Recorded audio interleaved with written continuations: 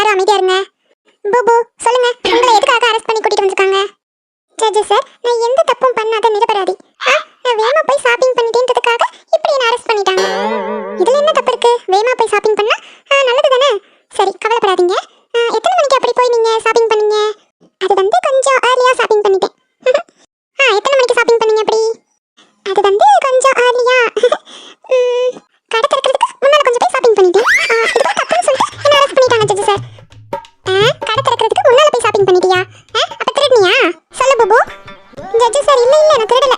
அப்படி இருந்தா நான் காசெல்லாம் எடுத்துட்டு ஓடிப்பேன்ல. நான் திருடெல்லாம் போல. இந்த கடையில தீபாவளிக்கு நிறைய நியூ கலெக்ஷன்ஸ் எல்லாம் இருக்கு அப்படின்னு என் ஃப்ரெண்டு சொன்னான். அதனாலதான் எல்லாரும் வந்து ட்ரெஸ் எல்லாம் எடுத்துருவாங்கல்ல, நான் கொஞ்சம் அட்வான்ஸா வந்து ஷாப்பிங் பண்ணிட்டு இருந்தேன். நான் செலக்ட் தான் பண்ணிட்டு இருந்தேன். அதுக்குள்ள எல்லாரும் என்ன அரெஸ்ட் பண்ணி இங்க கூட்டிட்டு வந்துட்டாங்க. இதெல்லாம் பெரிய கிரைம் பூபு. திருடுறது கணக்கு தான் இதுவும். இப்படியெல்லாம் ஏர்லியா போய் ஷாப்பிங்லாம் பண்ணக்கூடாது. சரியா? 1000 ரூபாய் ஃபைன் போடுறேன். அதை கட்டிட்டு வீட்டுக்கு போங்க. ஜட்ஜ் சார், தீபாவளிக்கு எதுவும் போனஸ் டிஸ்கவுண்ட்ல இல்லையா? தீபாவளி போனஸா அந்த 1000 ரூபாயை கொஞ்சம் லெஸ் பண்ணலாம்ல. தீபாவளிக்கு இன்னும் கொஞ்சம் போனஸா ஃபைனை போட்டு விட்டுருவேன்.